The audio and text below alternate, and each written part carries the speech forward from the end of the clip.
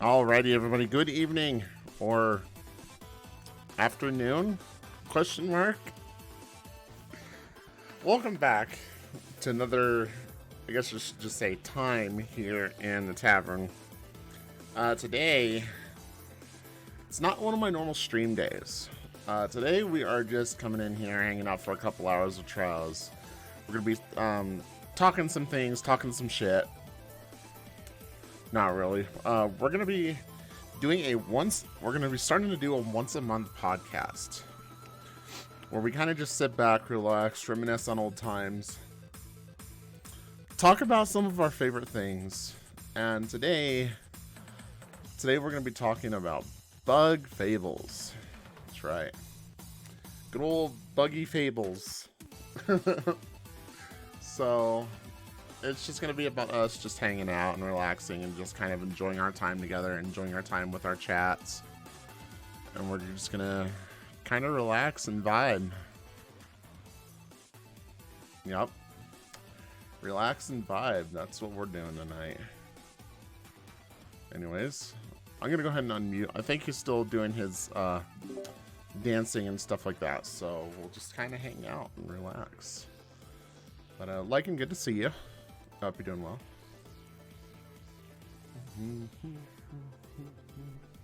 Let's go ahead and switch it to a little more chill. Oh,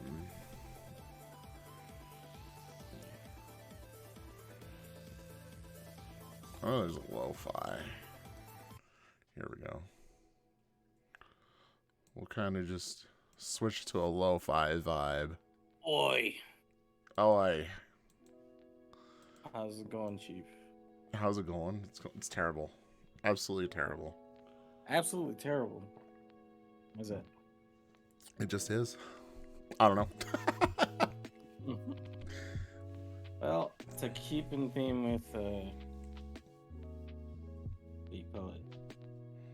With the picture, I have myself a pint. And Well, unfortunately, I don't have any root beer, so I'm stuck with just water. Oh. But it's okay. It's all right. But here we are. Welcome everybody to our first podcast. Traz and I have been talking about this for a while, that we wanted to kind of do something really cool, something really exciting. We're just kind of sat once a month, talked, and vibed to some of our favorite stuff.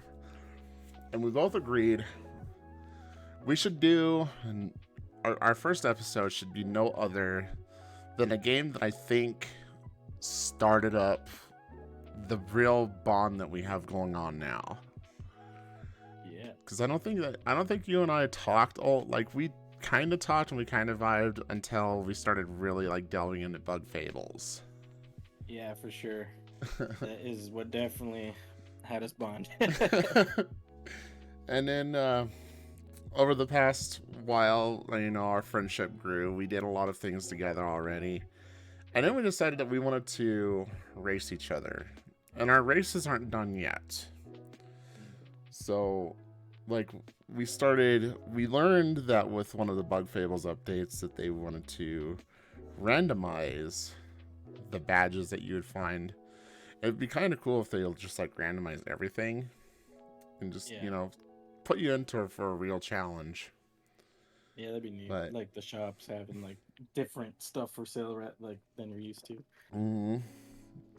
Yeah, but I'm sure that'll be in due process. Yeah. But so far, we've raced twice.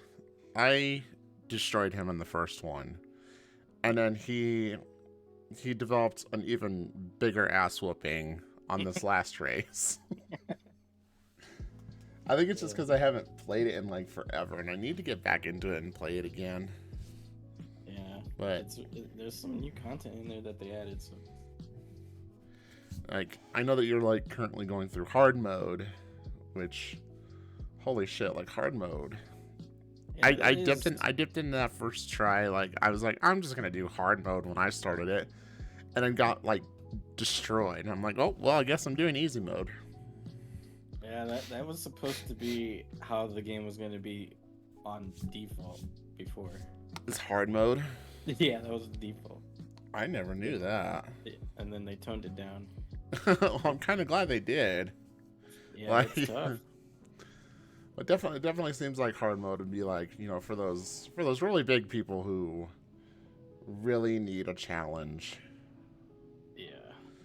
But it is definitely for this challenge seeker, and it helps you really get into the badge system though. But we'll talk more into the medals. Sorry, I'm gonna be calling them badges probably on accident quite a few times probably. But I think that's the medal system we'll be getting more into later. But that's where we like in hard mode. It really helps you develop those skills with that system.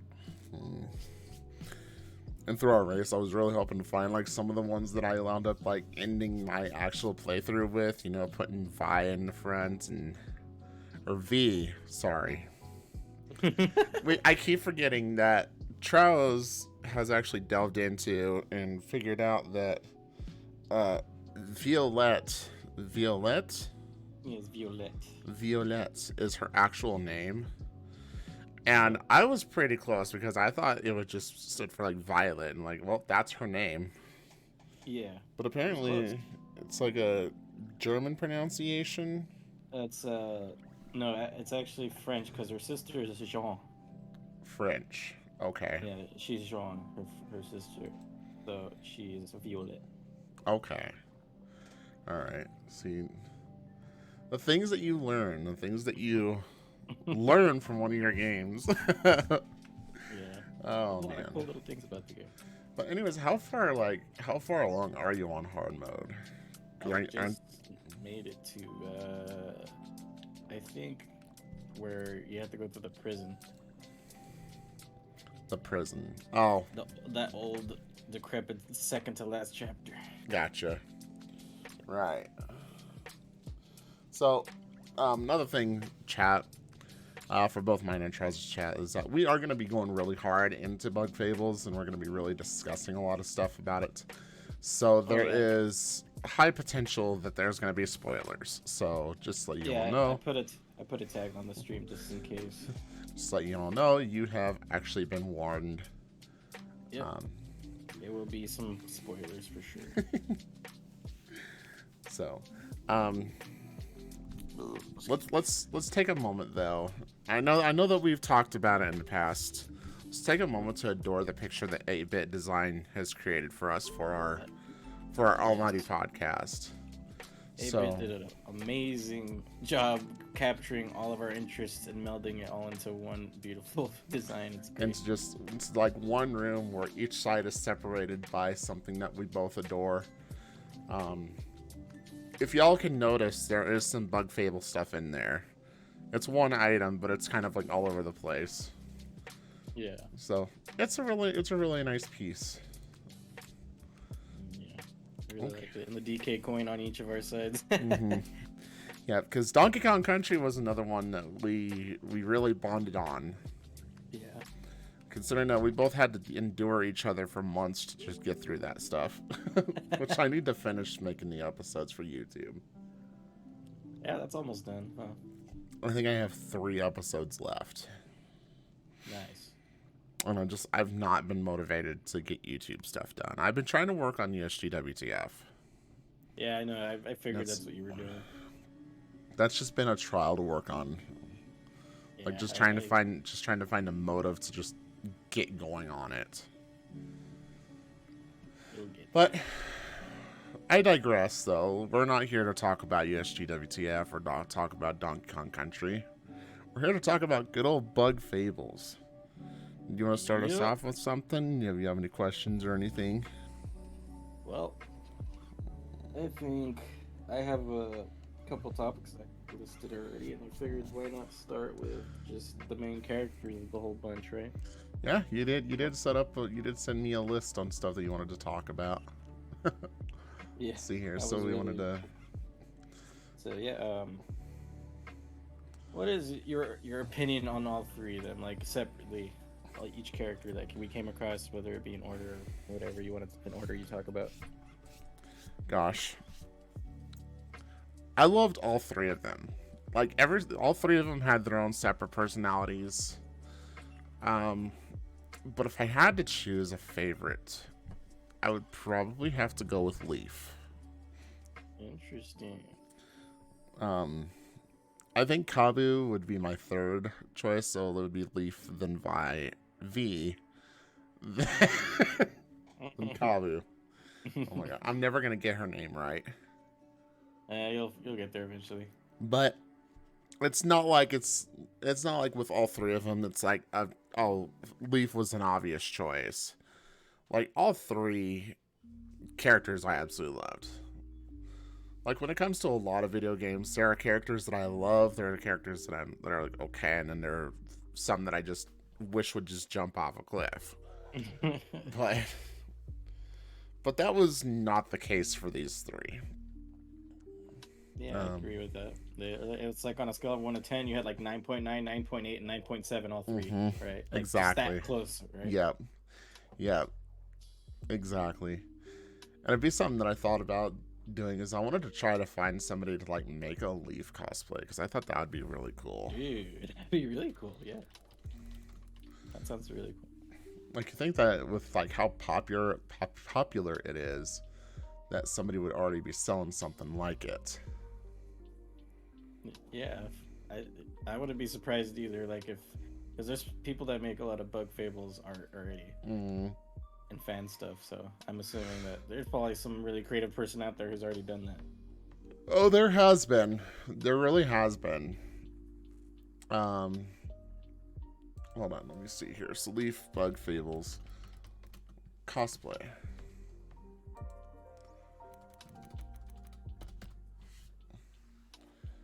Oh yeah. So let me.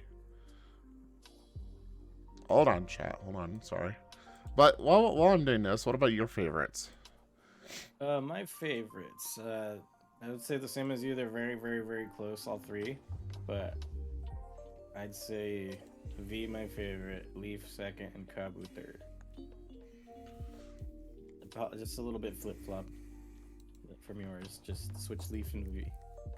But yeah, I liked V a lot because I felt she was like a lot of the comedic relief, which I love in like group dynamics, you know.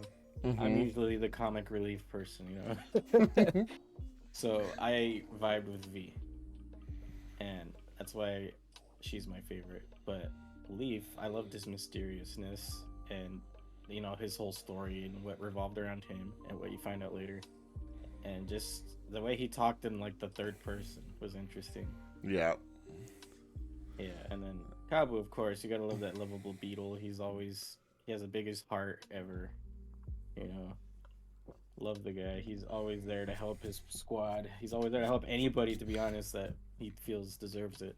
Oh yeah. He's very, very noble character. And what a tank he was, though, too. Like he was super tanky. Was MVP. I felt he was MVP because of his more health. You know. Also the way he hits. He was such a tank. Yeah, he was the best when you have very minimal metals to work with. Oh yeah, for sure. As we get into that more later, we'll definitely discuss who becomes better with metals. Yeah, you want to get into details of why you love the characters you love? Honestly, I loved all of their stories. Like you said on your side, their stories, it felt like when I was trying to look up, because I want to try to eventually be like a dungeon master for Dungeons and Dragons for USG. It really, like, the guy who made the game, who made the character stories, followed a lot of steps, kind of like how it says in the book for Dungeons and Dragons. When you're setting up your world, start with small stuff first. Yeah. So obviously, like, you know, when you first meet Kabu and you first meet V, they're simple, just basic adventurers. You know, one wants to go to Snake. Well, they both want to like adventure, and they both like one wants to go to Snake Mouth. And it's like, well, no, you can't. And this is eventually what causes them to group together. And eventually they find a third party member, but don't know about his backstory as of yet. Mm-hmm. So, like, later down, like, he causes you to learn more of what's going on in the story, why all of these artifacts are so important to the queen. And then, like, when you step away from that and you have them, like, do their own personal... When you have them figuring out their own personal problems, when you're uncovering it, those are just, like, heart-wrenching. Yeah. Like, you feel so upset about, you know, what's actually happening. You fall in love with characters, with non-existent characters. Well, I mean, existent in a game, but, like...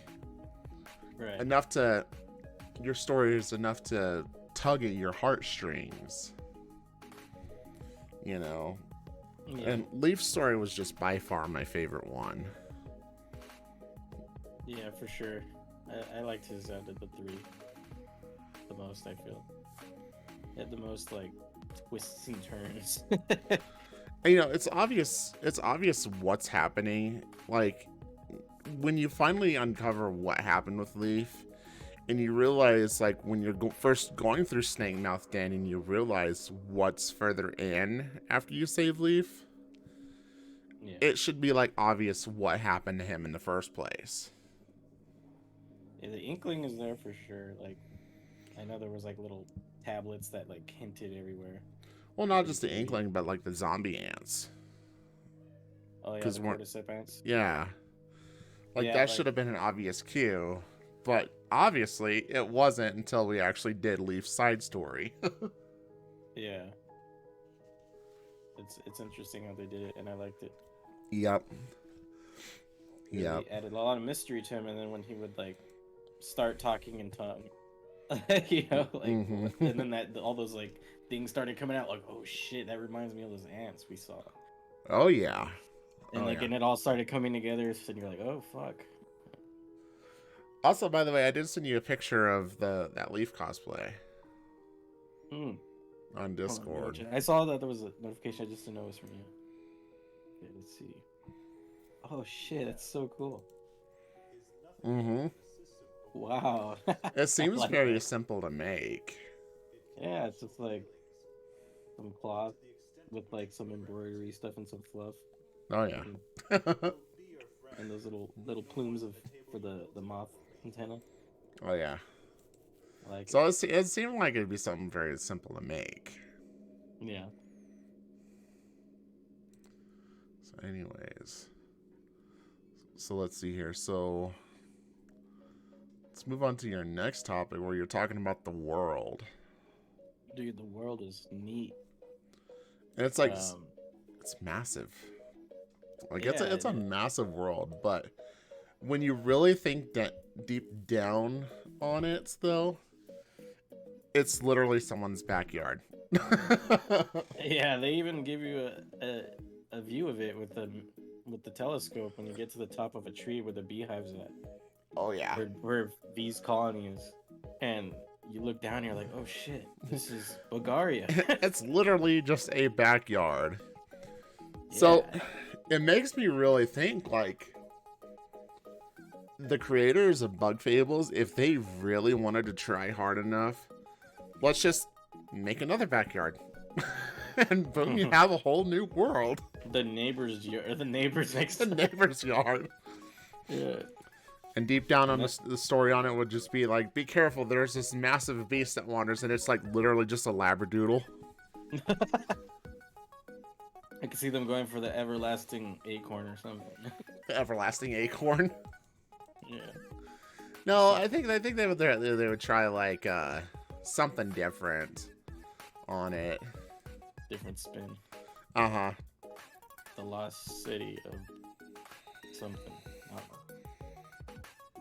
That'd be cool, honestly, to see like to have them make a sequel that naturally progresses the story to be, a bigger adventure.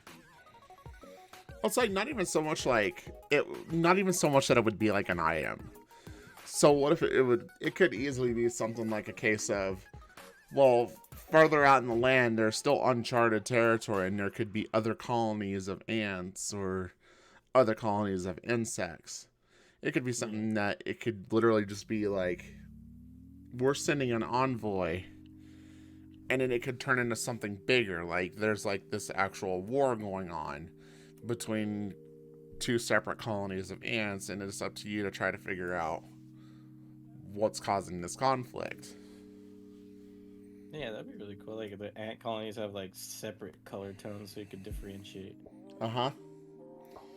That'd be cool. Like different colonies of just you know how we had like cities of termites, cities of ants, and all that.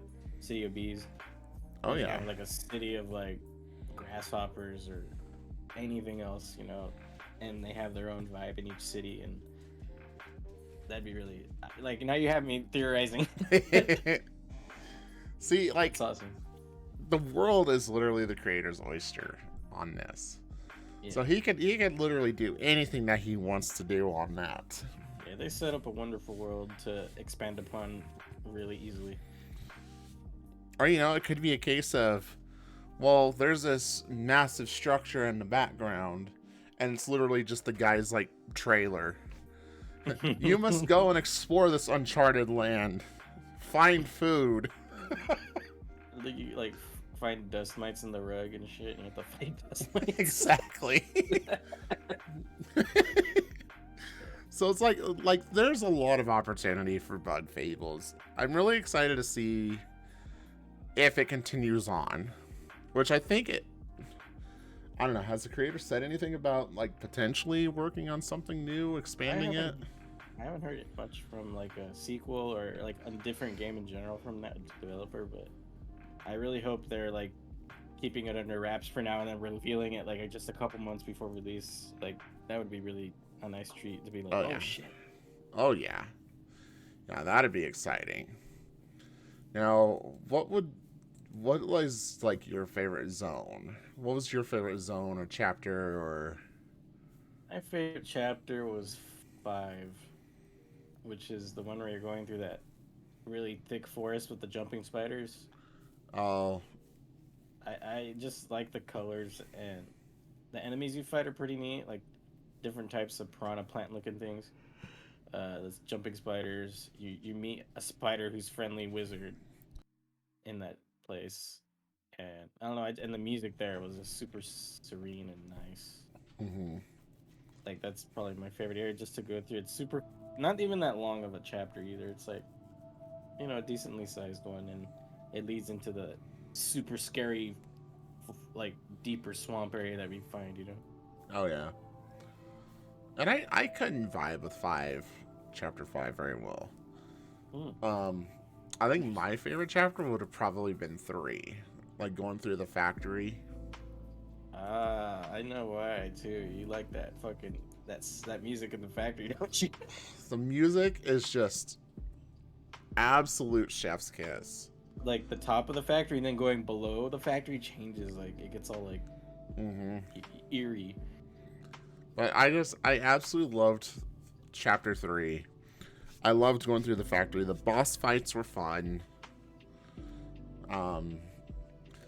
I was like, the only thing that I just didn't like about that, and I complained about it during our race, was trying to save that damn bee, and like whenever a slime would touch you, she'd be like, "Eek, a spider," and vanishes. And you have to start all the way back at the beginning of it. So I think that would have been like, that's like my only thing.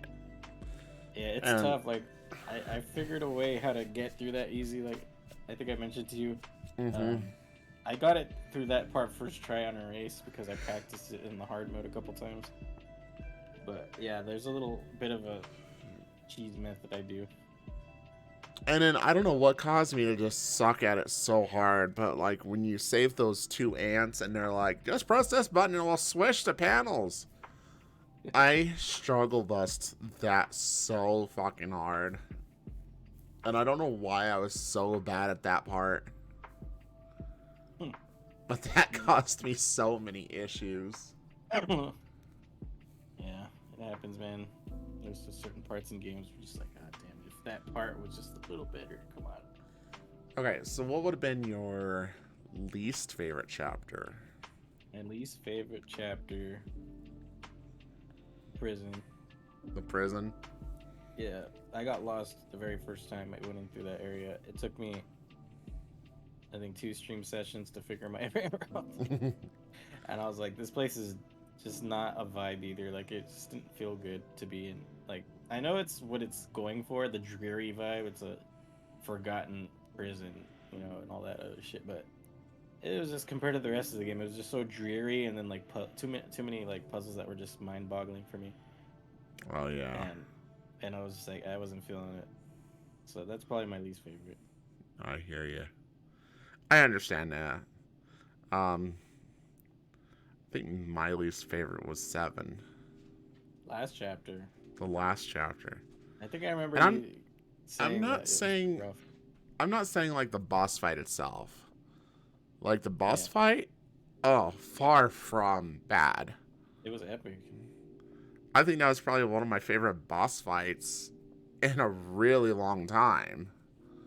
But the chapter itself was just absolute cheeks. Absolute cheeks. I'm just saying, like, I struggled on that one so much, and I hated it. Yeah, I didn't like it too much either. Eyeballs that were staring at you and just like having to And dig underground. I think that's what caused me a lot of my grief was like the eyeballs, and then like trying to go through like, I don't know what the hell that was, the kitchen. Oh, Like when you're going through like an actual kitchen. Like that was just, it wasn't fun. Like I felt like that they could have done something a lot different with that chapter. But maybe I'm wrong. Maybe I don't know. Maybe I'm crazy. Ugh.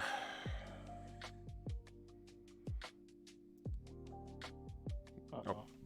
So next on your list, were we done discussing the world?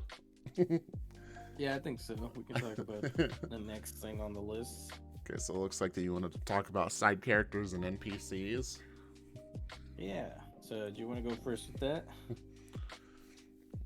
Let's see. There was a lot of characters. And with someone like me who wants to do a lot of voicing, even though I'm terrible at voices, there was a lot of voices. Yeah. But I think like some of my favorite characters, definitely the Knight. The Queen's Knight. Because it seemed like that got a lot of good vibes. A lot of people seemed to enjoy him and the voice that I gave him. It was really good. You even made up some of your own NPCs like Dangerous Bud.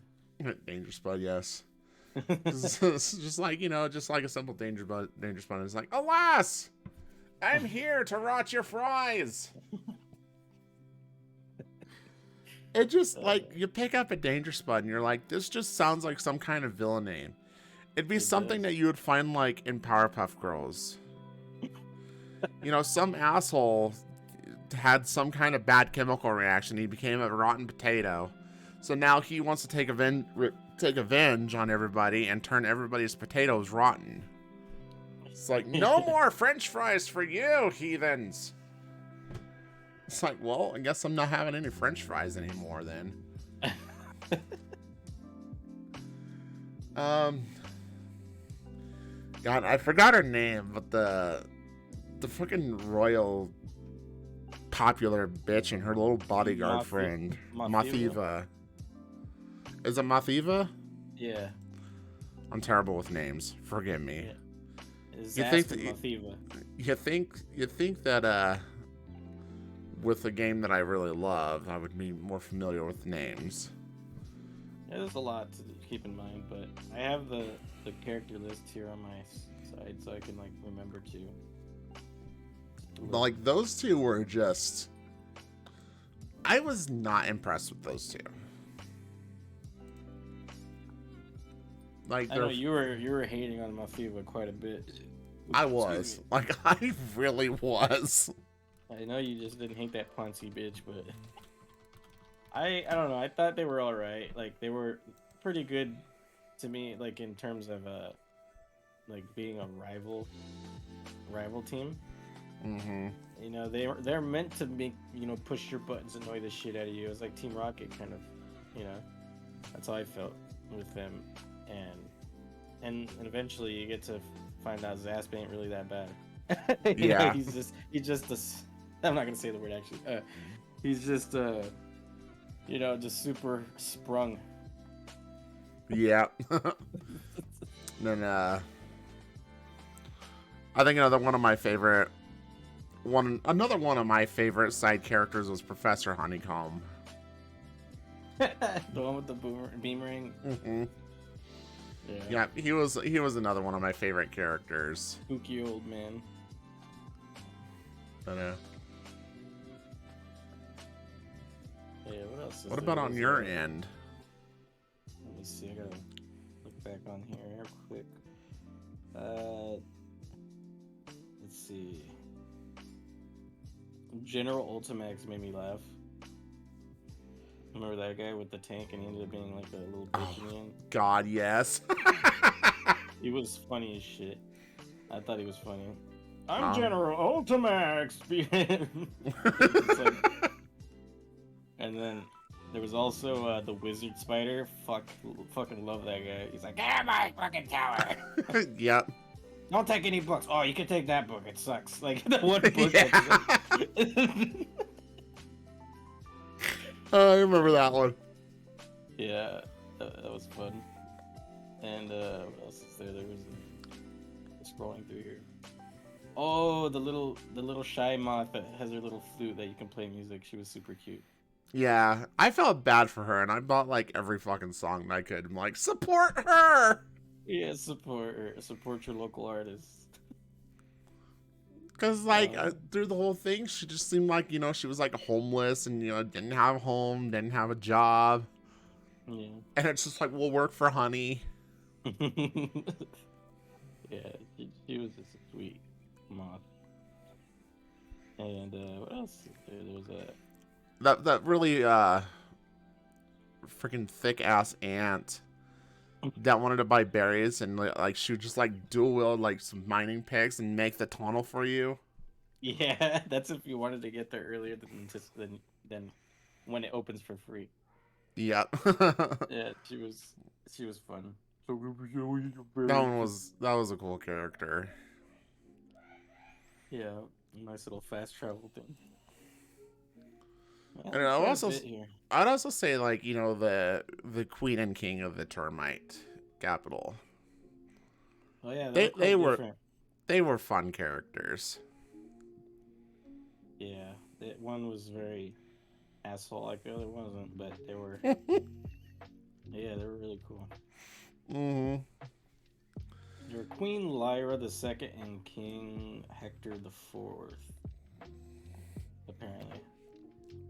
It's like the termite story was good, all in all. I really enjoyed the termite story.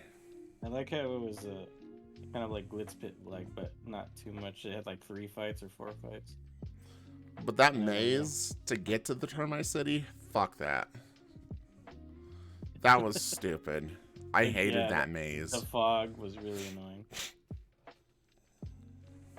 Absolutely Chompy. hated. Can't forget about Chompy. Well, no, of course not. Like your fourth ally that wasn't really an ally, but was. Dude, Chompy, I never had a Chompy in my playthrough. I remember seeing it in yours. And in mine? Yeah. Didn't you have Chompy? Yeah, I had Chompy. Yeah, I didn't have Chompy. I think I had a really good Chompy, actually, I think, if I remember right. So I had like one of the really good add-ons or whatever. I think you could give Chompy something that made it like really good. It was a flower on its head. Mm-hmm. Yeah, I made him really good. It was a really cool little like secret character. Oh yeah. Then let's see here. Maki was also pretty cool. The sword wielding ant that had like a giant sword. When you meet in the very beginning. Oh yeah. Maki was Yeah, cool. he kind of proved his worth later on. Yeah, when he accompanied you on that swamp journey. Definitely a dick though at the start, but Yeah, you must prove your worth. prove your worth. Duh. Like, can I just go? You may pass. Alright, so I think that pretty much covers most of the side characters we liked, right? Yeah. Alright, now we can talk Definitely. about some enemies. Enemies and The bestiary. puzzles. Okay, we got on my list here, we got like seedlings, acornlings, underlings, cactulings, flowerlings, plumplings. What are those? Oh, It was the pumpkins in the fog. yeah, okay, now. Those are all the inglings, I guess you could say. And golden seedling, I forgot about that one. So what did you think about the seedlings? The seedlings themselves weren't bad. Their king, however, is completely different story. I was not a fan of their story or their king. Yeah, the secret boss But seedling. I mean, like the seedling, like the seedlings, very good basic enemy.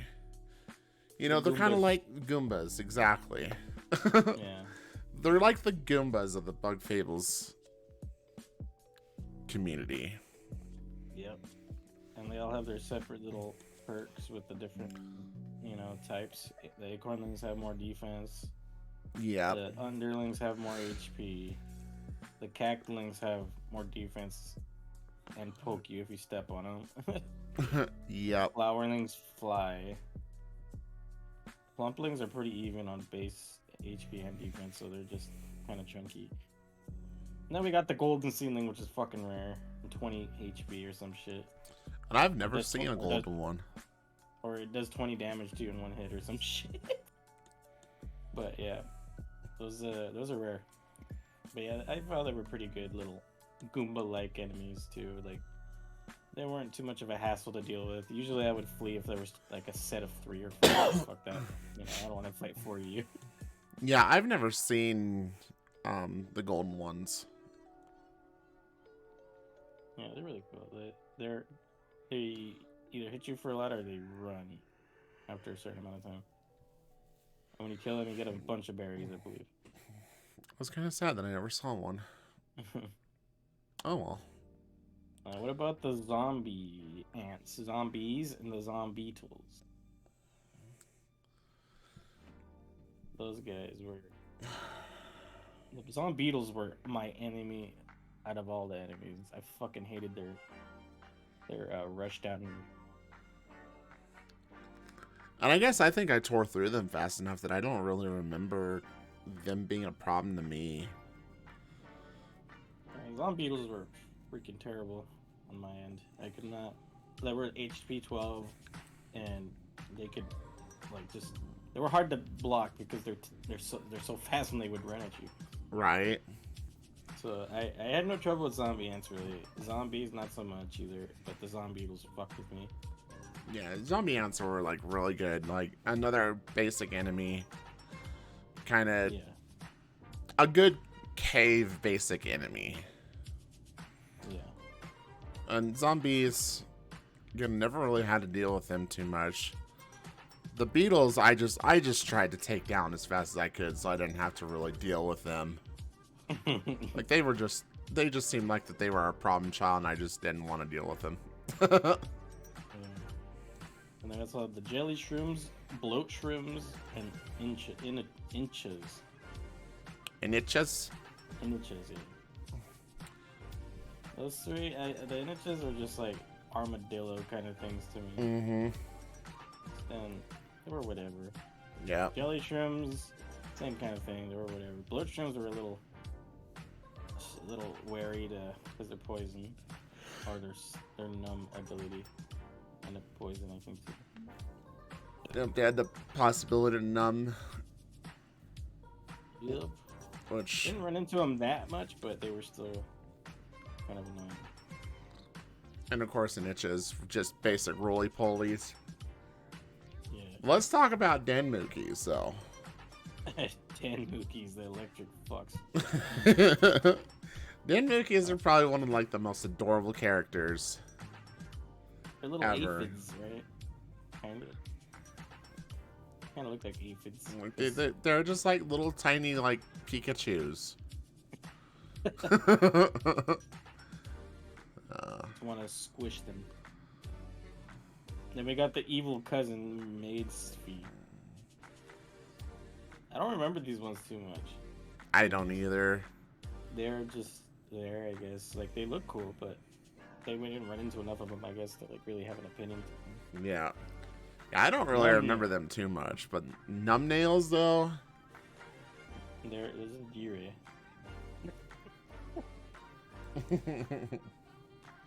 The unamused snail that puts you to sleep. And even when they put you to sleep, it wasn't always too bad because we heal. Yeah. That's one of the big perks that I liked about sleep was that you healed over time. Granted, you couldn't act, but that's what made Drowsy Cakes probably like one of the best items in the game. Because you heal 7, get 17 points back, and then you heal over time as long as you don't get hit. Yeah. It worked best if that character was in the back of the whole 3, you know? Uh-huh. They get hit less. Oh, yeah. And an Iron Nail. I don't remember Iron Nails too much. Yeah, they were not encountered enough, I think. They were just like a beefier Numbnail. Forsaken Lands, that obviously means that was Chapter 7, and I just breezed through that, and I didn't want to fucking deal with that shit. Oh, we got a midge. There's the midge. Yep, the midge. This thing. Good old Midgerino. It was a little interesting because when you would hit, if there was 2 midges or more, they would get mad whenever you would hit another. Oh yeah. Attack unprompted. But they were weak enough that you could just easily block it. Yeah, true. So unfortunately, as much as I like to praise highly of Midge, this Midge just does not cut the cake. Yeah. Alright, what about Chompers? You got the old Chompies. Yeah. Chompers. So, one thing I like to note about this guy is if he takes damage and, like, something else is on the field, he will eat the other bad guy so he can heal himself. I learned this during our first race. Is that those Chompers are cannibals. Yeah. They eat flesh.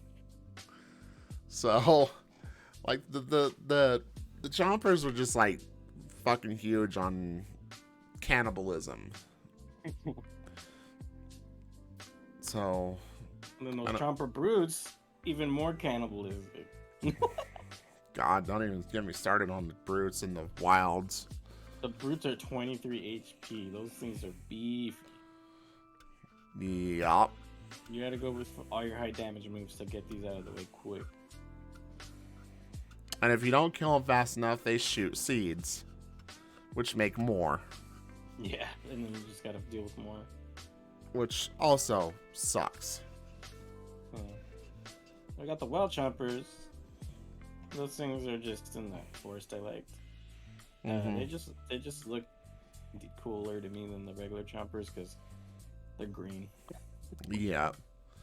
And not a whole lot of difference between the wilds and the originals. Just 1 HP more, but 2 more defense. Yeah, and then also the vine look. Yep.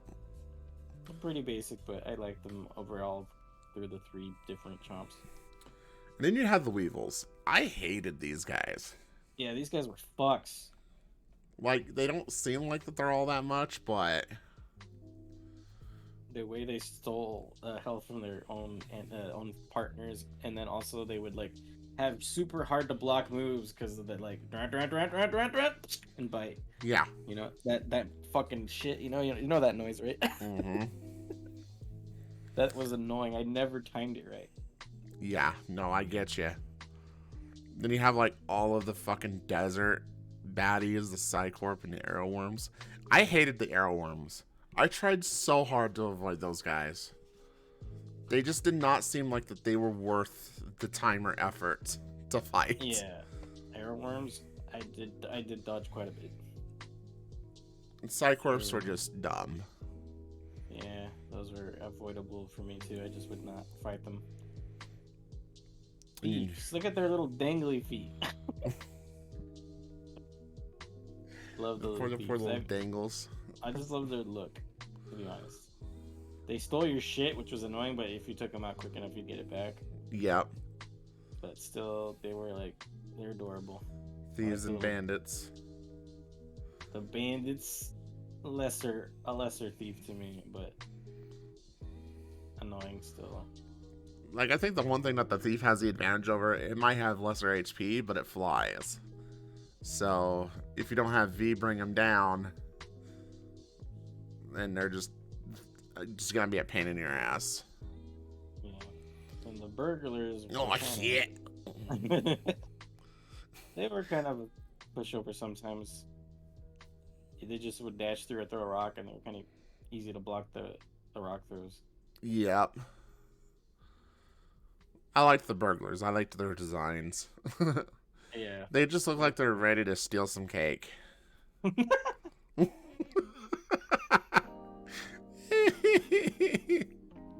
got the ruffians. I remember them with they have a ball and chain on their legs. Yep. Ruffians were just pain in the asses. Yeah. But very basic, though, for what they were supposed to do.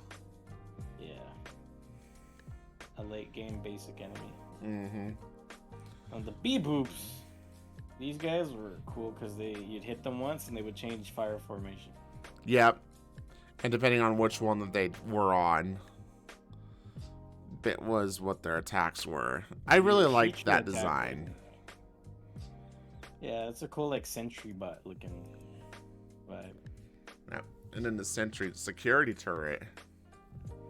Assholes hate them. You hated the security turrets? I hated them, man. I always avoided them when I could. The missiles. Honestly, would have preferred to fight them versus the Obama honeys. To be honest. A Mender? I've never fought a Mender. I don't think I have either. Maybe there's a special encounter somehow. I don't remember. I just thought they were the vibing. I thought so too. Like, well, I guess what do we know? Obama honey. These guys were kind of annoying because they would go flatten down and you'd have to use a leaf to cook them back up. But sometimes you'd have a group of 3 or 4 and you'd be like, fuck. Yeah. It sucked. And the problem on their crunch was hard to block. Yeah. If they were like flat and they attacked, that was just terrible. Yeah, that was a hard to block move. The timing was super quick. It was absolutely terrible. And then the Honey Nation. I don't know why this is in mobs versus bosses. Yeah. It's weird. Yeah. But yeah, it was essentially the same thing but beefier. Oh, but I guess there's bosses further on down here. Oh, there is? Okay. Yeah. I guess we can get them both out of the way with that. Yeah. But a Honey Nation, though, like, when we raced the other night, I felt like that my Honey Nation fight was super, like, well planned out, well thought out, well done on my end. So you figured out the perfect strategy for this one. I felt like I did really good with my Honey Nation fight.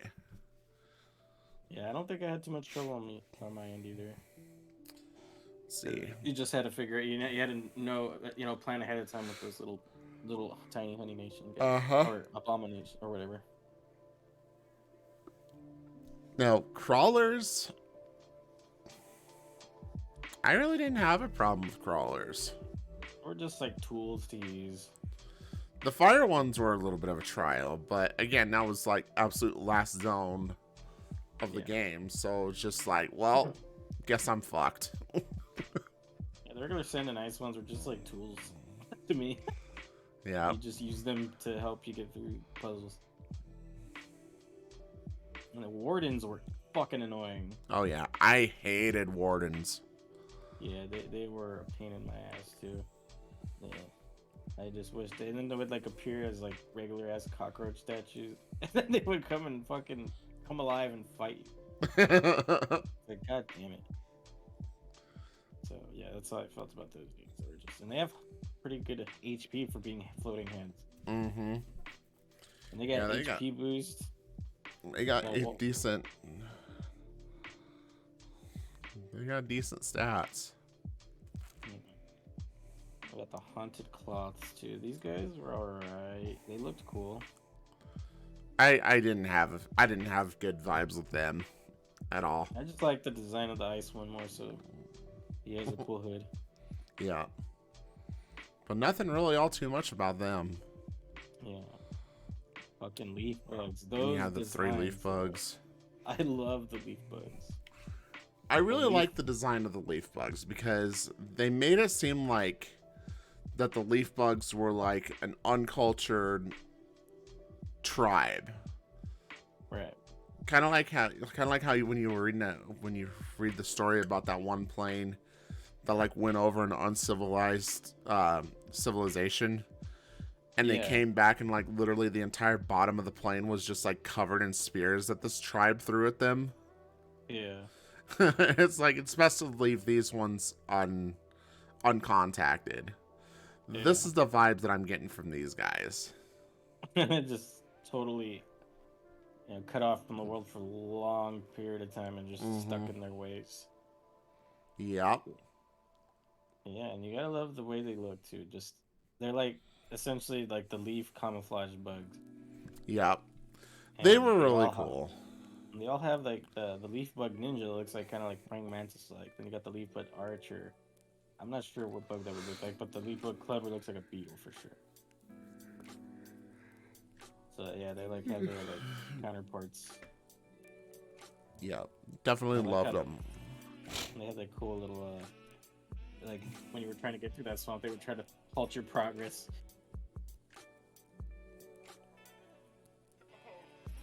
What's going on, Tuba and Sween? Welcome in. Oh, and Melon too. I didn't even notice. I'm getting too deep into the conversation here. Welcome in, guys. Hope you're enjoying the podcast. Yeah. I see the 8-Bits here. Hi, 8-Bit. I hope you're doing well. I kind of have notifications off and everything like that. We've just kind of been just vibing with talking and hanging out. And I do appreciate the host 8-Bit. But the podcast, I do have notifications off, so if I miss it, I do apologize. Yeah, same here on my end. Sorry if I missed something. So, okay, let's move on down. So we got the manted fly. These guys are like kind of like wasp impersonation bugs, right? Mm-hmm. I don't really remember a whole lot about them. Yeah, they were kind of easy to fight in my opinion. I didn't have too much trouble with them. They just look really neat. Yeah.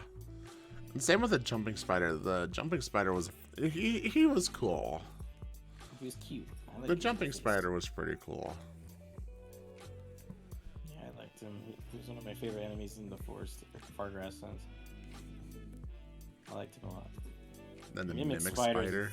Fucking, what the hell's wrong with this thing?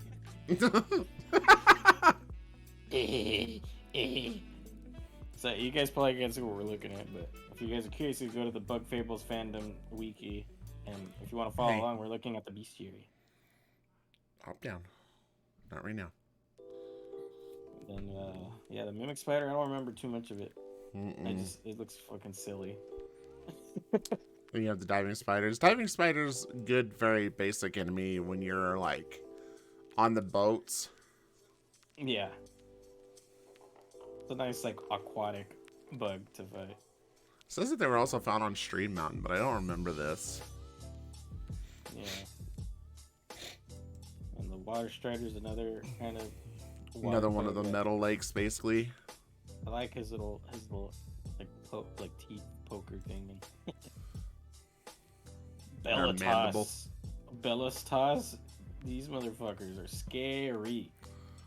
Oh yeah, these guys. No, get down. Come on. These guys, I fucking hated fighting. They were scary. Oh man, I was like, fuck. These are like Kabu on steroids. Oh yeah. Goliath beetles or whatever. Oh yeah, they were scary. Yeah, And then you have the tiny monsters. mothfly. Those little mothfly. Little 5 defense or 5 HP bugger. Yeah, Dies cute. in almost instant. He's cute, but when he becomes the cluster, though. When it becomes a cluster, that's a problem. Well, The mothfly cluster has the ability to Dude, summon even 2 says mothflies. on hard mode, it becomes a 15 HP. Wow. What'd you say? The mothfly becomes a 9 HP when he's on hard mode? Oh fuck. That's a lot of HP. Yeah. And the wasp scouts and troopers and bombers and drillers. All 4 of these guys, I just hated fighting the wasps, not gonna lie. So I don't understand the aspect of this though. If you look at the wasp trooper, loses 4 HP on hard mode. Huh.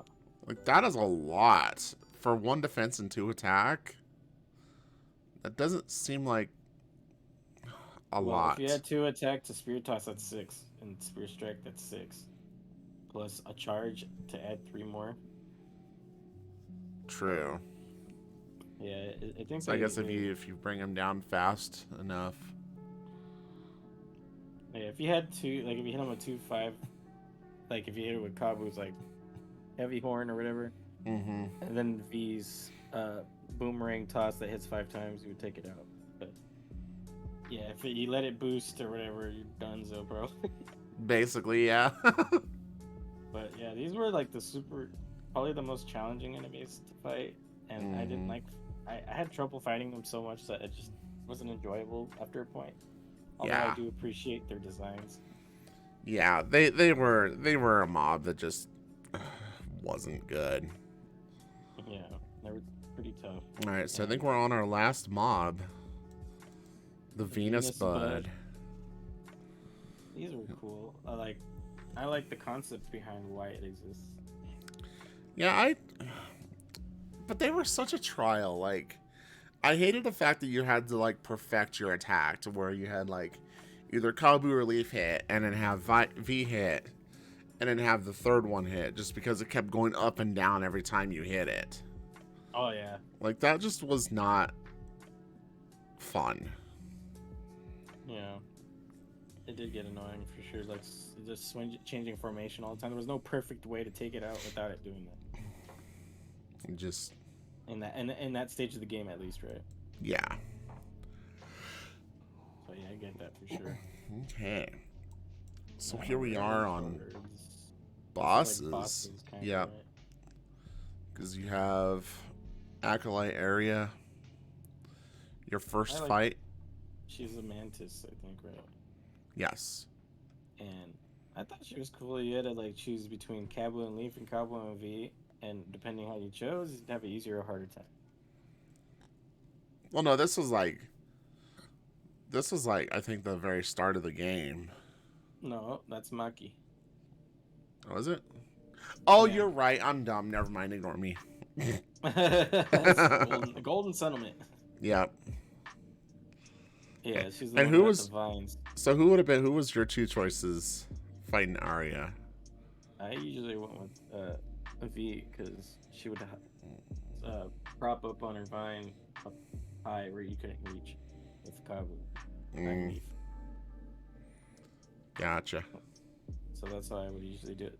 The first time I did it lucky like that too, so like that's how I've been doing it. Gotcha.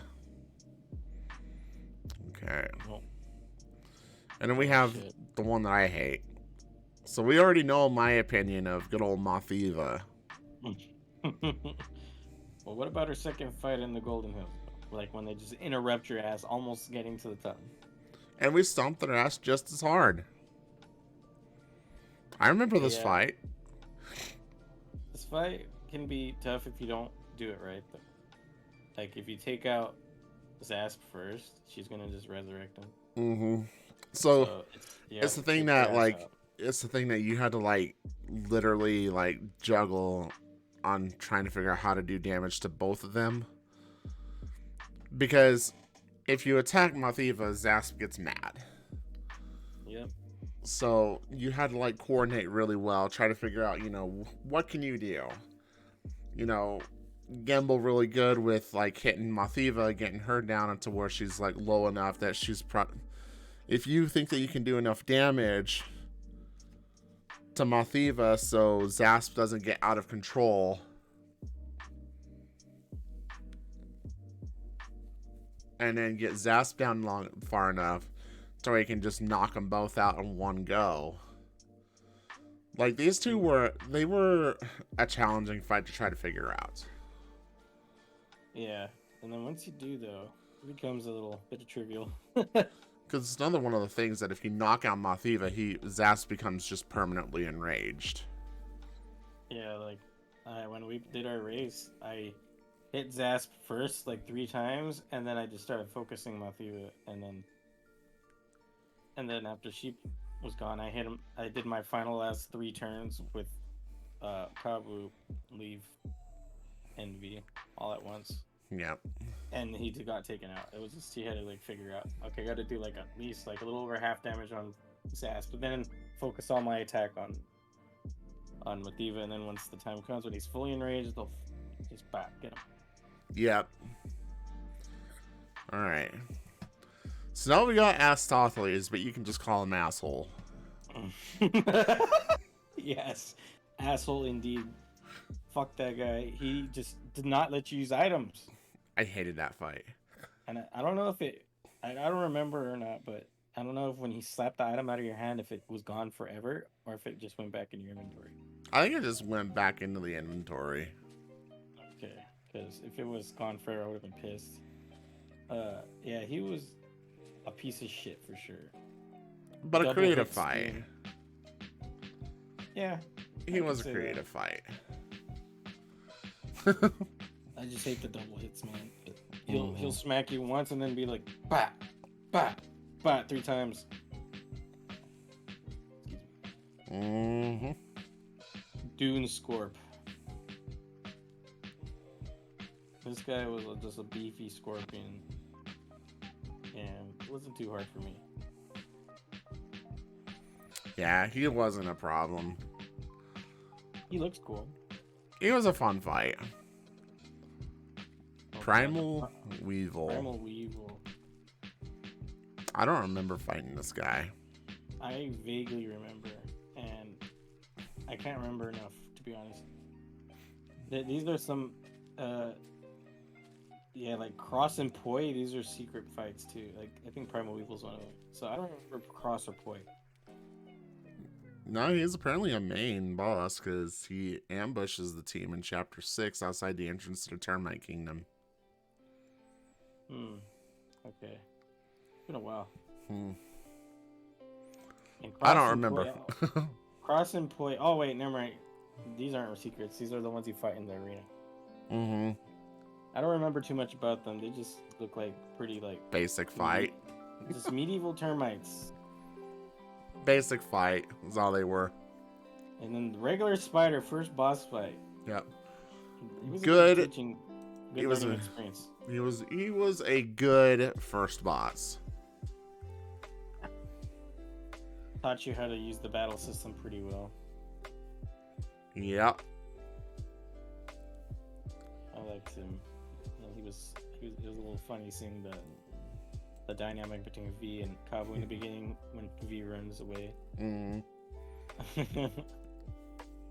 This boss caused them all to become friends. Which I think you've seen that. Have you seen that like animation that people have been working on making for like the start when like V and Kabu go into Snake Mountain and they come across the spider for the first time? Yeah. Yeah. like anime-like kind of. Mm-hmm. I can't wait to see more of that. Yeah, for sure. That'd be fun to see the rest, or like different little adventure clips. Okay. Venus's Guardian. This fight, I enjoy this fight. I think this was a fun fight to do. I like this fight a lot too. It helps you understand like what like weaknesses like V's, and then also V's like 5 to 6 shot boomerang hits to knock it out of this guy, and like just like mixing and matching all these different techniques, you know, just starting to really get into the battle system.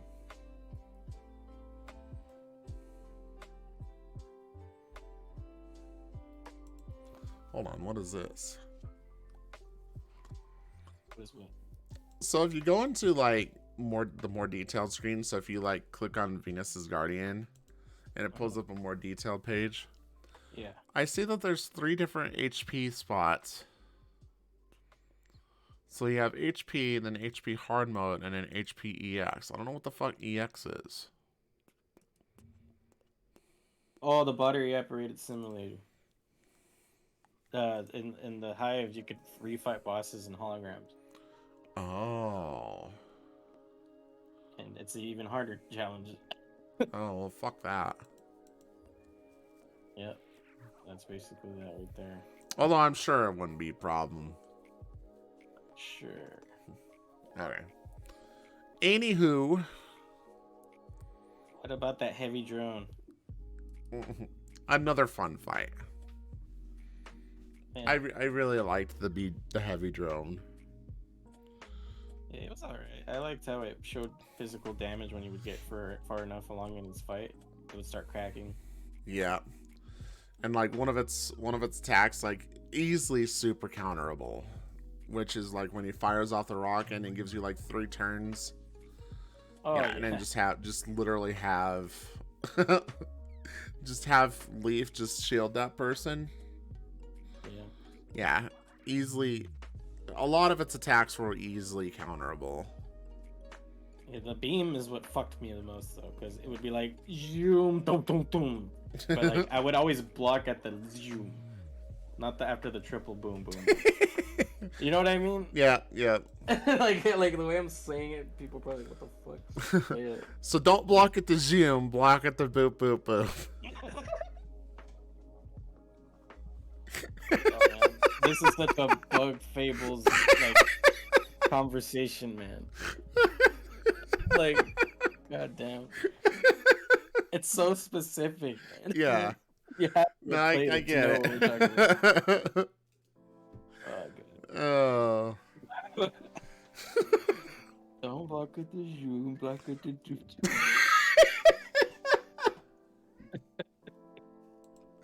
Oh god. Alright, next boss, the Watcher. The This Watcher. Motherfucker. I fucking hate this boss. This boss was the bane of my existence in hard. It kept freezing me over and over and over, and it had double turn moves. So it would freeze me, break me open, then do its move again, freeze me again. Then I would just be in perpetual freeze. And I was just like, oh, it took me like 2 hours to beat this boss on hard mode. So I just don't like it because of that. But other than its function, it has such a cool design. It's like the beginning of the Roach mystery, kind of like revealing itself fully to you. Yep. So Yeah, we'll give it and he that. is the result of the Roach. He was the result of the Roaches experimenting on their own kind. Yeah. Okay. Then you had the Beast. Oh, thank you so much for the clip, 8-bit. She clipped him. Don't block at the gym. Oh, I gotta see that. Oh man.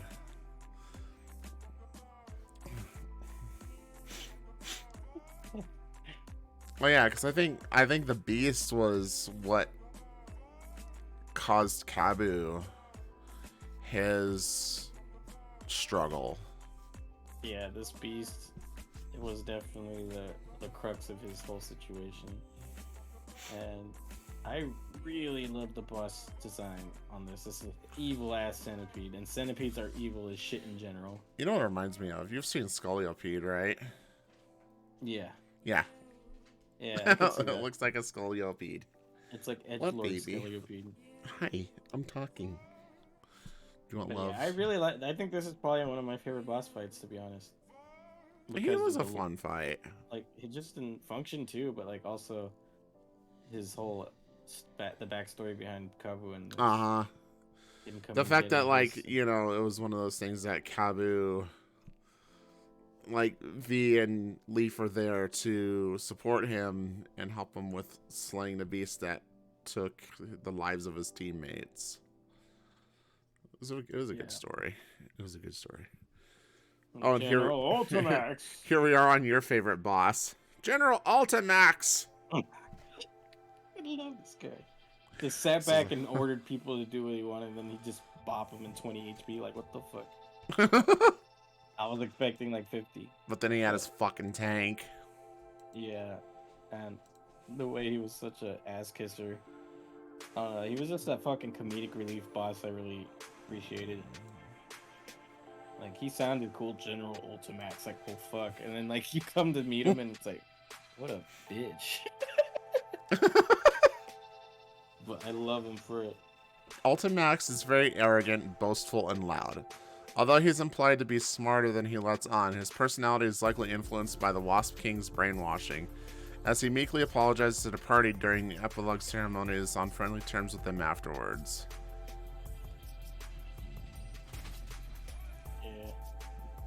He's a coward. Mm-hmm. Lovable. And his tank. I mean, it's just his tank. The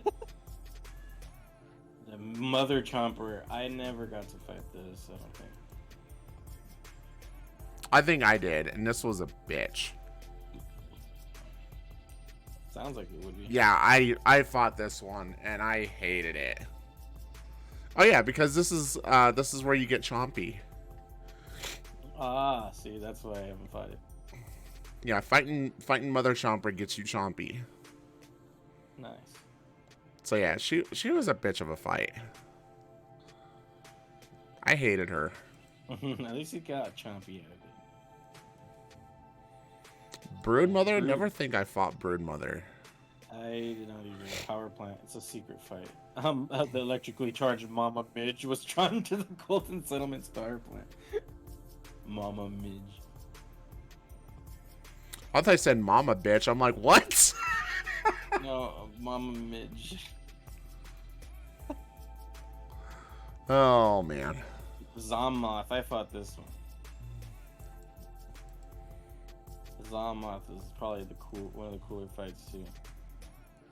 Isn't this the fight before you learn about Leaf? Yep. It is his sibling apparently. Yup.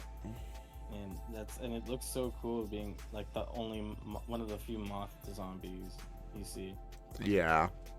Like, I don't know what it is. I don't know if they explain lore wise, but I don't know if moths are like some sort of like species that are just somehow different with the cordyceps infecting them, because there's not very many, and the ones that are powerful, you know.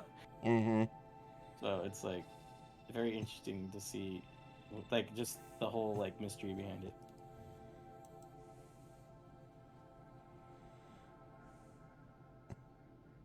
And there's your seedling king, this boy. God, I hated fighting him. I didn't think I fought him either. Seedling King sucked. He's got a cool stash though. I like his stash. He's got a stash. It's like, fine day for mayoring, if I do say so myself. Oh, death approaches. Better schedule. Tidal Worm. This guy was cool. I fought this. Tidal Worm was a fun fight. Yeah, he was one of the few aquatics you fight. Aquatic creatures. I don't know if it was a bug or not though. Yeah. It looks like kind of an eel or something, but it was really neat to see. I Just like says it. species worm. Huh. Worm. Hmm. I wonder what it's based on for like in a real world. Peacock Spider. It's another secret boss that the one with the maracas. I Did don't you think I fight? fought this one. The spider has a maracas, and it would, and then more enemies would come. But I liked it for the maracas. Basically, it was just like a really flamboyant spider. I liked it. Yeah, I never fought Peacock Spider. Devourer, I don't think I fought. I didn't fight Devourer. False Monarch. That was the one with the moth, or I mean the little flies became one thing in that misty area. You remember this fight? I don't think I fought this one either. I must have skipped a lot of the bounties. Oh, this was a secret fight then, huh? I fought this guy. He was you know those little tiny flies, the little black Yeah, flies that little moth cluster? flies. Yeah, They cluster together to make this guy. yeah. And I fought this guy and he was tough. But I got him. I liked how he was like and I named the false monarch because it was a collection of just a hive of the black fly moth. And Sin is Bagaria outskirts. I don't think I fought Sin. Or Pisces. Or Yeah. Monsieur Scarlet. Is a Monsieur Scarlet? Oh, fuck no. Fought them? Monsieur Scarlet, you can fight. She's an optional one. You can fight to unlock that black market in the Ant Kingdom. Oh, I never did all that. Yeah, I fought her to unlock the black market, and now she was an interesting fight, needless to say. She looks pretty cool. Yeah, she was a weird fight. Oh, hey, Kabu's a boss.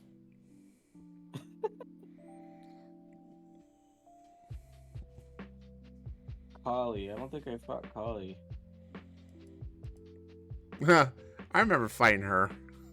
She was a Them hips don't lie though.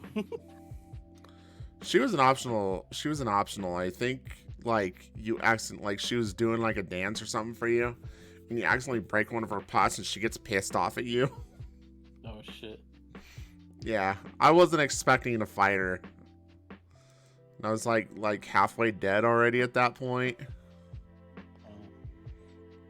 Carmina. I don't think I fought Carmina. Carmina and Riz, I don't remember fighting. I fought Riz. This is the one that tells you to get away from their home, and you're like, oh shit, alright, I'll leave then. But if you go around the other way, behind, sneak around, and catch Maybe I her did. off guard, Maybe catch I them did off fight guard, Riz. and they're like, oh shit, let's fight. How'd you get back there, And then Maki is the first one we fight. Very, very tutorial. Nothing special. Yeah. I don't Kina, remember fighting Kina, to be honest. I don't remember fighting Kina. I guess we're gonna have to replay Bug Fables at some point in We time. gotta find all these fights. For sure. Yin, I don't remember. I think I remember fighting Yin. Stratos, I remember fighting. An unusual caterpillar who wasn't able to pupate. Maybe I don't remember fighting Stratos. She was the little caterpillar, and she became an actual her true form. I didn't even realize that. Interesting. Stratos and Delilah, I don't know. Fighting. They're both underground taverns. Interesting. The Deadlanders. Deadlander. These guys are in the last chapter. These alien-like ass weird things. Fuck those. The Deadlanders are just not fun. You don't remember them, do you? I don't. They're all over the last chapter, just wandering. But yeah, they were very annoying. Wasp King and then we have King. the last boss. So I've watched a lot of people play Bug Fables, right? A lot of the times I catch them on this last fight and they struggle so hard on it. Yep. It took me 2 tries, I think, to beat the Everlasting King. Like, he is a really tough fight. So if you don't know fully how to use your characters or how to use your items, at this point, you're not going to succeed at fighting and winning against the Everlasting King. Yeah. But his fight was so phenomenal. I 100% loved his fight. Yeah, really put forth all the knowledge you've learned, and you had to, execute that pretty well against him. Because he would just keep resurrecting. I think you hit him once, he resurrects. You hit him another time, he resurrects. Third time, he's gone. Right? Mm-hmm. It's just like triple resurrection fight. Normally, that's pretty annoying, but they executed it, I think, pretty well. Yeah, they did. And then we have the true last boss. Tangy Bug. Never fought. Never fought either. Tangy Bug is a secret optional boss in Bug Fables: The Everlasting Sapling, which can be found after completing the 50th wave in the Cave of Trials, appearing only if a Tangy Berry is in the 4th item slot of the inventory, or 4 total Tangy Berries are in inventory at the time of completion. Huh. Very specific. That's interesting how people have found that out. So it appears as a silhouette of Tangerine, similar to enemies encountered in the Cave of Trials that have not been seen in battle before. Its name when selected as a target is Glitchy. It cannot be spied, but the spy specs medal will reveal its stats. Tangy Bug begins the battle airborne and with a permanent ×2 actions per turn. Damn. It has 12 different moves. Jesus. Yeah, I just saw that. That is a lot of moves. And the fact that it can attack twice a turn.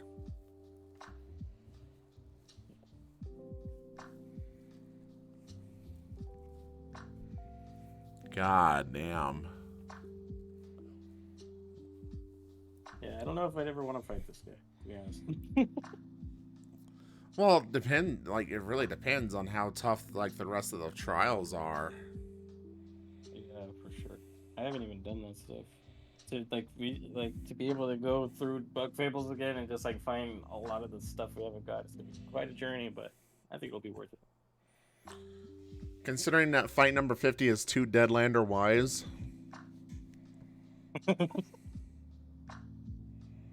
Jesus.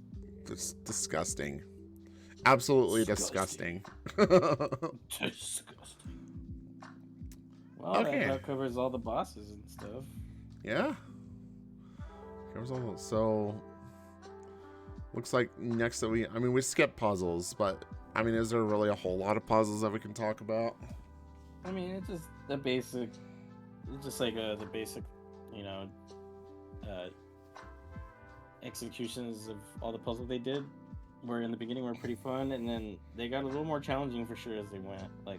As second to last chapter and last chapter, I feel that's where I started getting brain. My brain started really thinking. But yeah, in the beginning, it's not too bad. You can figure stuff out quick. And I thought it was just kind of fun little, clever puzzle situation they added into the game. Yeah, puzzles weren't terrible in this. They really weren't. And then we have talk about the medals and the battle system. Yeah, that's good. So let's see here. Let me go back to the medals section of things so I can look at them. All right, so the medals are basically the badges, like T2YD and Paper Mario had. Yep. And they're really the same thing, kind of. You know, you just have to use a certain amount of badge points or medal points to, you know, equip these, and a lot of them cost different amounts depending on how useful they are, how powerful they are, whatever. And yeah, there's like stuff like HP plus normally now for just to increase your HP by 2, TP plus increase your party's TP by 3, which is your special move points. Basically, use your moves that are like a little more specialized Mm-hmm. than your basic attacks. And you got other ones that are specific to the, you know, characters themselves. Like Kabu has specific ones, like for his, like when someone hits him, someone takes damage.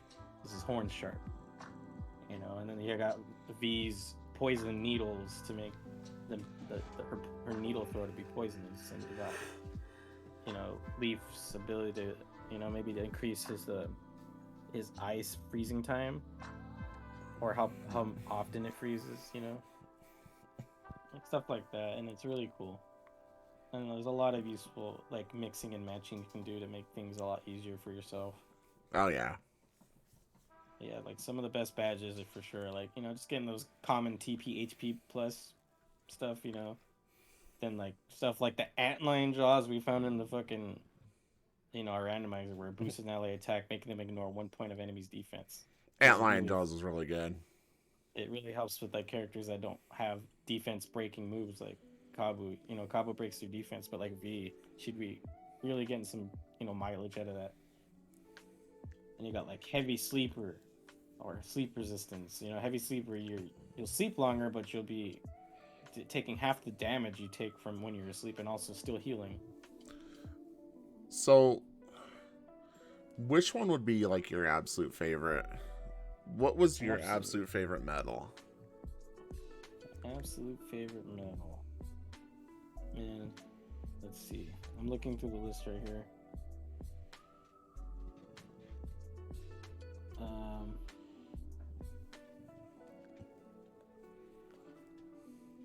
I really liked a couple of them, to be honest. Like TP Core, recover 2 TP every 2 turns on just default. Yeah, useful. That is useful. Yeah, like, you don't think that matters, but like when a boss fight lasts for 10 turns or 12 turns, it's a lot of TP coming back to you. Yeah, without using any items. And then like the do nothing command recovers 1 TP meditation. You know, if you have nothing you can do with the character, just meditate and you'll get something out of it, you know. Right. And there's this one called Prayer I just seen, where you do nothing, you recover 2 HP. I haven't never seen that one. Purchase from Marab for 30 berries after chapter 6. Yeah, like I can't say I have a definitive favorite medal. I do. Berserker, increase an ally attack by 3 but makes them unable to use skills, blocking items, relay, or to be relayed to. Wow. That one's pretty cool. Yeah, so I think Berserker is my favorite. Oh, the one I was just reading. That's an expensive one. So 6. Add Berserker and Strong Start. Give that to V. That's 11 damage in 1 turn. Yeah. Just from her alone, from her just basic attack. Have her in the front. That is a lot of damage at the start. Yeah, and you also get a 1+ damage if you're in the front, right? Mm-hmm. Yeah, so really V's basic attack is 2. If she's in the front, that's +1. Berserker +3. A second move means that it would go -1, so that's 11 damage just right out of the gate. Like, it's disgusting. Yeah. I forgot that Leaf gets a lot of like buff moves for like the whole group. Empower plus, fortify plus, enfeeble plus, break plus, alt charge up. Like, that's a lot of like, he's like the perfect support, to be honest, for that, if you get the right badges. Sorry, medals. I'm gonna say that a lot. Dude, and then the ADPB enhancer, in a medal that increases the amount of times the beaming skills can hit. Like, add that to the V with that Berserker. Oh yeah. And that's even worse. I'm curious if that would enhance her basic attack. Oh wait, yeah, beamering skills. Never mind, that's for skills. Yeah, it wouldn't like. I think I looked at that in the main game.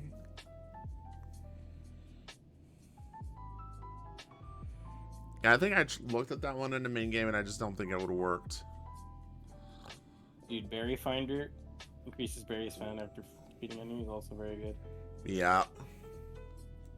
And the luckier day is when I got actually the last metal one I got on a randomizer one. I don't know what it does. Luckier day is the middle and above Fables episode. Replace all action command reactions with unbelievable regardless of actual result of the command. Wow, that's it. That's a meme right there. Awesome. This effect is purely cosmetic and provides no advantage in battle. Well, that's why it was 0 cost. I thought it was like something good because it was luckier day. Like I was gonna find more berries. That was my first thought. Nope. I guess it was just for that aesthetic thing.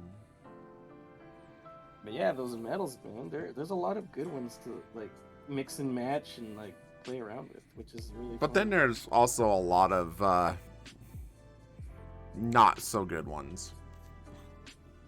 Yeah, fair. There's some ones that you just want to avoid. You know, Like, there's some that are super niche to like a specific type of play that, you know.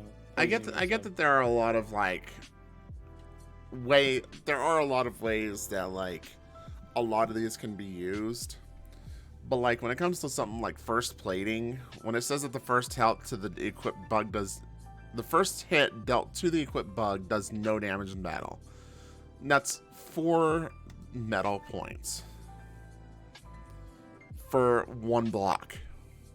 Yeah, it's per not round. worth. It's not worth the metal points. Yeah, it's really not. If it were like 2, maybe it would be like, all right.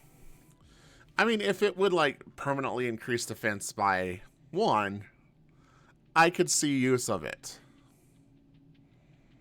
But it just blocks an attack by 1. Yeah.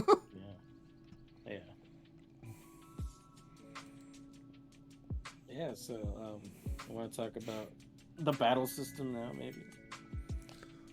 So the battle system, it brought back a lot of nostalgia because I've always been a huge fan of Paper Mario.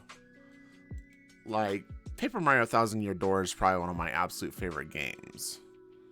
I mean, I would love to play that on stream at some point. It is also one of my favorites. So, the fact that, like, the battle system was inspired from Paper Mario was just, like, really, really nice.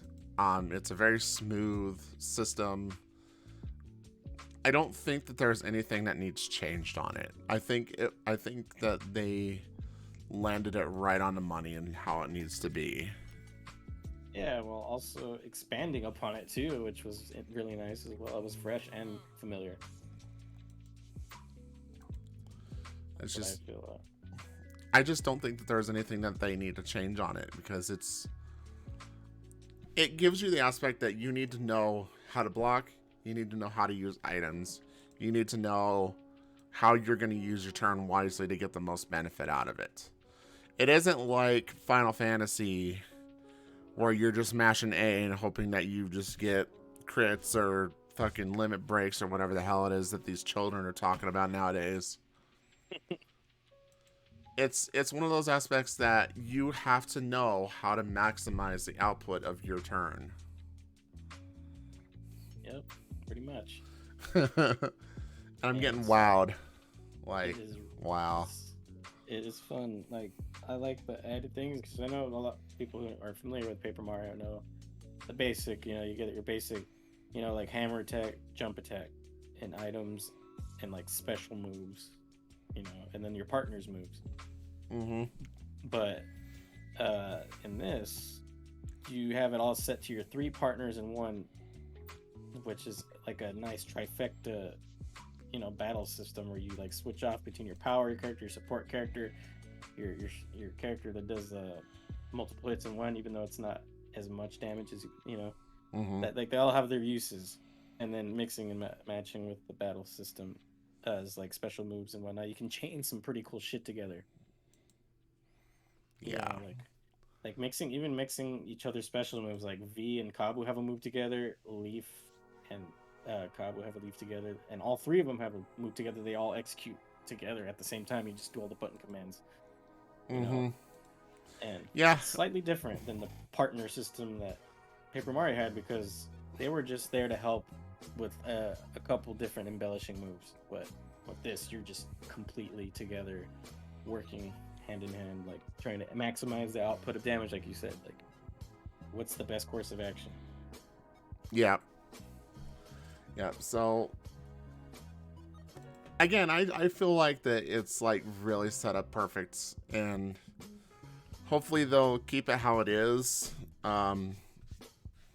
Moving into like the next game, but it'd be cool to see what other kind of designs that they might have going forward if they come out with another Bug Fables game. It'd be really exciting to see what else they come out with. Yeah, definitely. I don't. Yeah, like you said, I don't think they need to change anything really with the battle system to the if they do make a sequel in the future. Because I felt it like it was pretty good as it was, like 10 out of 10 for sure. It's super engaging. Yeah. Always just thinking, all right, you know, different strategies, different ways to go about things. I just love that about it. Oh yeah, and every fight was different. Every fight could have also been different. Okay. So then we had on here that we were going to talk about chapters and themes, but we kind of already did that. Question mark? I mean, kind of, sort of. We can Kind of, probably sort get a of. little deeper. Get a little deeper into the theming of each chapter. Like, first chapter, very like tutorial like, going through cave. You know, It gave you the basic idea of how every character is going to play in it. Yeah. But V of Jesus Christ, V never really got to shine as an out of combat character until was it like chapter 4 or 5. I mean, she got to never mind. She got to use her boomerang, but like she never really got to like fully shine until she was able to fly. Oh yeah, she was like, it was one of the abilities I thought we were gonna get first when I first played it. But Right. I mean, I see why they kind of made it a little bit of a last thing she does, because she's kind of a lazy bee and small.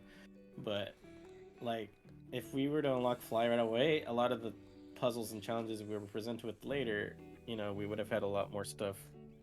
Oh yeah. Put in the beginning that were fly based kind of stuff. Yeah. And I think it would have gone. I think we would have been able to go through a lot of the challenges like super fucking quick if we had fly early. Yeah. So I mean, I see why they did it for pacing reasons. Mm-hmm. But you know, it doesn't. I don't think it takes away too much from, you know, V as a character, to be honest. Yeah. So chapter 1 kind of gave you a basic idea of how to use Kabu and how to use a lot of Leaf's abilities. Right. Leaf really shined out in chapter 3 when he learned how to do the shield. Oh yeah. So chapter 3 was kind of like his shining grace. Yeah, he got to learn some cool new moves, and it was useful outside of battle too, which was awesome. Mm-hmm. Oh yeah. And Kabu got to shine again in what, chapter 4 when he could burrow? Yeah, when he was able to burrow and also run really fast. Yeah. So that running was like really handy in the race. Especially in the desert when it's just open and like trying to figure your way around. Oh yeah. It was a very good addition. Oh yeah. And then of course V gets her shining glory when she gets flying. I think chapter 5 or 6. Yeah, I think it was 6. Yeah, because 5 was. Give me a moment here. I need to use the restroom. The beer is going right through me. Okay. I'll be back. Well, chat. So much for that. But no, he'll be back in just a couple of minutes. We're Just reminiscing over Bug Fables. It was such a good game. You guys, if you guys ever get the opportunity, if it like ever goes on sale, or if you guys ever get the opportunity to play Bug Fables, I highly, highly encourage you guys to do so. Bug Fables, like, made by independent people, not a super big company, I don't think. If you are like a fan of the Paper Mario series, give Bug Fables a shot. It's such a good story. It's such an investment. Just by all means, go try it out. Go play it. Go buy it right now. Like right now. Y'all need to go buy it like right now.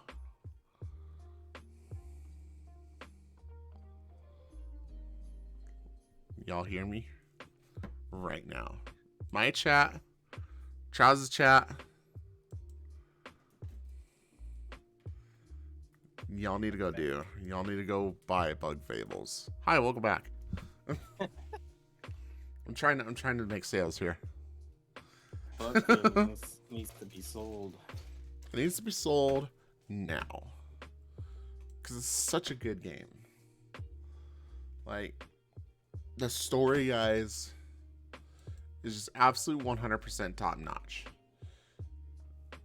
And it does, and like I said at the start of this, like, the creators, they don't give you like the whole pie of the story at the start. They give you like a sample, like, you know, like one of those really like paper thin slices that you would like see at like a Walmart or a Sam's Club, fucking one of those sample places. Yeah. They give you like a very like paper thin slice of the pie that you would expect out of Bug Fables. And as you play through the game, you'll get more paper thin slices. It's like you're putting on like a disguise so you can get back in line and try another piece of the pie. So like the more times that you go in that line, the further you go into the game, the more slices of pie you're going to get. And I want to say it'd be like what, chapter like 5 or 6 when you like finally uncover the whole reason behind the story. Yeah, I'd say around there. You just like throughout most of the game, you're getting fed more and more of the story as to why this sapling is so important, or why people are after the sapling, and you know who's good, who's bad, who's Bob, who's Biff.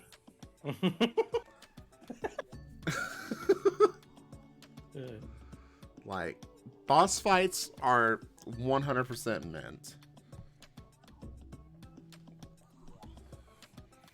Who would have been your favorite boss in this one? It's between that centipede and General Ultimax, to be honest. General Ultimax. The meme. Yes, but no, for real, like, it's between those two for real, because General Ultimax brought some really fun, you know, like, comedic relief, and, like, it was just a really fun fight, just in general for me. But, like, that beast fight was, like, it's more the serious end of the boss fights that I was like, oh shit, this is the real deal, this is something that is really important to Kabu, you know. Mm-hmm. And the boss fight itself was fun to do, and the boss looked cool. Yeah. But, yeah, like, it was a really good fight. So, where does Bug Fables rate in your favorite games? Of all time? Yeah. But, it's hard. I just did my top 10 list of the year for Twitter, but that was a different list than all time. It was just for the year. I mean, yeah, that's of the year, but we're talking like all time. I have to be real though. It's not going to be within the top 5. It'll be within the top 10. Not in the top 5. Because I have Wow. a lot of games under my belt, not gonna lie, but that doesn't mean it's any less of a good game, in my opinion. Like, my favorite video game of all time is Donkey Kong 64. That game's a fucking mess, but I love it. You heard it here, folks. He doesn't like Bug Fables. Get him out of this podcast. Like, when I think of my top... I think of my top 5 games. I think of first DK64, then Halo 3, and then Conquer. Oh, so you're going like specific on Halo. You're not like picking just the Halo series. Oh, well, if we put all the games in there, it's gonna be difficult. But like, I'm just putting just itself as one Halo game. Halo. Okay. 3. Okay. And then fourth would be Super Mario Sunshine. I mean, third would be Conquer, or third would be Mario Sunshine, fourth would be Conquer, fifth be Psychonauts, and I'd say probably sixth would probably be this one, just barely missing it by a little bit. Sixth. Okay. The top 10. Okay. What about you, sir? I mean, I think Bug Fables would be in my top 5. It wouldn't be like the number 1 spot. Like, right now I'm at a conflict with my number 1 spot because my number 1 spot used to be World of Warcraft. I loved the game, still love the game, but with like all the stuff that's been going on at Blizzard Entertainment right now, Yeah. like I've not touched that game since that whole shebang happened Right. at Blizzard Entertainment. So, as of right now, I would say that Phasmo would probably be my number 1 spot. Mm. Phasmophobia. And then it would be like Yooka-Laylee, because I loved that game so fucking much. Ukulele's really good. And it would fall into being Link to the Past, and then I would say Bug Fables at that point. So fourth. Mm-hmm. Yeah, that's good. Both ranks pretty highly on their list for being a game that came out like 3 years ago. And again, guys, like this game, like really, like for the longest time, like Traz joined USG. I kind of hung out in his chats in a little bit, but then I saw him playing Bug Fables, and I'm like, this looks like a really interesting game. And I started hanging out more and more, and started interacting with him more. And then I started playing it, and he started coming into my chat and started talking more and more about it. And I think that's like when our bond like really started. We said this earlier in the podcast, but Yeah, like we really bonded over Bug Fables. it was that critical moment there. It was a really good time. Yeah, it was. See, that's great about these experiences. You know, like you'll find an experience that means a lot to you, and then you'll find someone who also, you know, will have that same experience because they have an equal like appreciation for that type of game or whatever the case may be. Yeah. So that's what I really liked about this game. It helped me become even closer friends with you, and it was also just a very solid game, and I don't mind replaying that game at all. Like, it's gonna be a replayed game in my list forever. Oh yeah. And stay tuned, folks, because he and I have one more race to settle for the big cheese, to settle for the gold. You know what we got to do before that, though? We got to each go right back and do a new Bug Fables playthrough and re-experience it. Try to get more stuff done, and then like both familiar as fuck learn with the game. learn it again. But it'll be fun because once we both get, we know where everything goes, the story beats. We'll just be racing through like super close. Oh yeah, yeah. I think that'll be a good finale for that. For sure. Yeah, any other closing thoughts you want to talk about before we finish up? I do have one question. It's outside Bug Fables related. So, how are we going to determine what's our next topic? Our next topic, yes, is quite. I mean, it shouldn't be too difficult. I mean, an easy next thing would be to be talking about the DKC trilogy. We could talk about Donkey Kong. The DKC trilogy itself, because we experienced them all backwards. Yep, we did. I mean, that's another easy... Fuck logic. Another podcast episode we can do for DKC and what we thought about the whole trilogy altogether. And, outside of our own experience together and also this, together when we did it, Oh yeah. Because I know you loved DKC3 as a child, and I never had it. So, and then I loved DKC2 as a child, and you never had it. You know, talk about those kinds of parallels. Oh yeah. It'd be exciting. I can't wait. So Yeah. I will say, let's have the chat get a little interacted on this one. If you guys have any questions or anything regarding Donkey Kong, the Donkey Kong, Jesus Christ, I can't fucking talk. If you chat has any questions about the Donkey Kong Country series, let us know. This will go up on YouTube, probably tomorrow or something like that. I don't know. I'll figure it out when. If you guys have any questions or concerns on this, or have any questions for our future podcasts, we're going to be doing Donkey Kong Country, obviously. So if you have any Donkey Kong related questions for us, let us know. Put it in the comments, and we will read through them and figure out what to answer and go from there.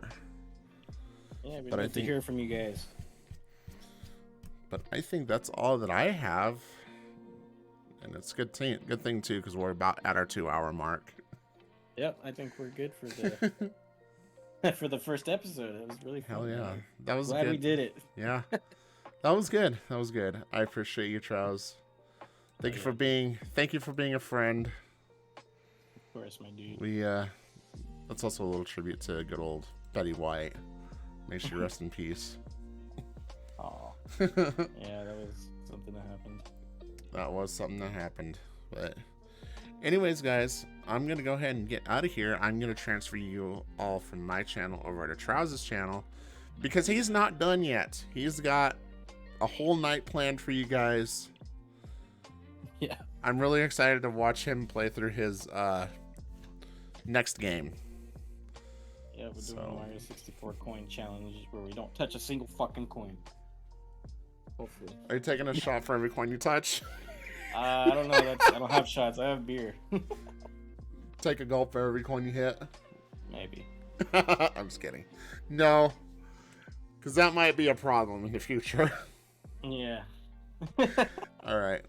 Well, I'm going to go ahead and let you go. I do appreciate it. Thank you so much. And chat, thank you all for joining us. And we'll catch you next Monday. Until then. Bye, guys. Bye.